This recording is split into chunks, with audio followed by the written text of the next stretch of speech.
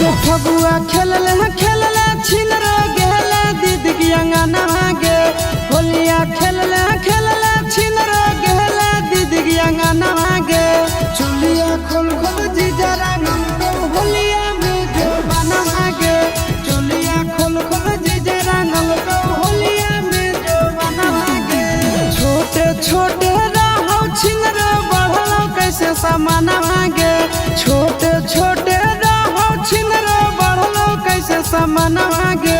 चुलिया खोल खोल जीजा रंगल को होलिया में जो बना गे चुलिया खोल खोल जीजा रंगल को होलिया में जो बना गे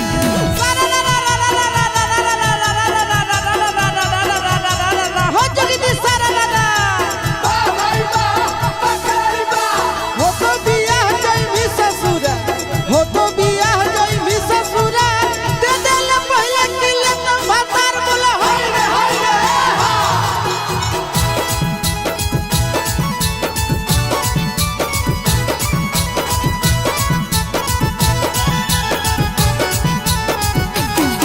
रंगाइए गेलौ गे छिनरो भीतर के खजानावा नसाइए गेलौ गे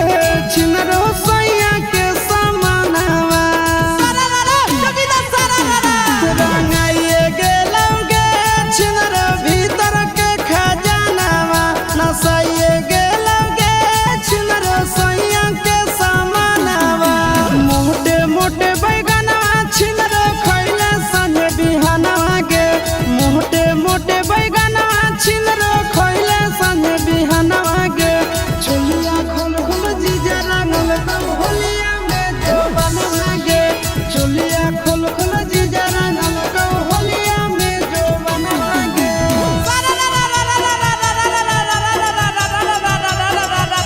हो जगदी सारा दादा पातर होली कैसे हो गेली मोर पातर होली कैसे हो गेली मोर लगा हो जी जैसे ले ले ही डोज बोला हाय रे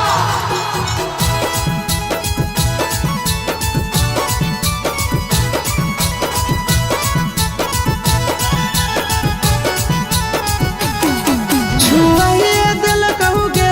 छिनरो जीजा पीछा करिया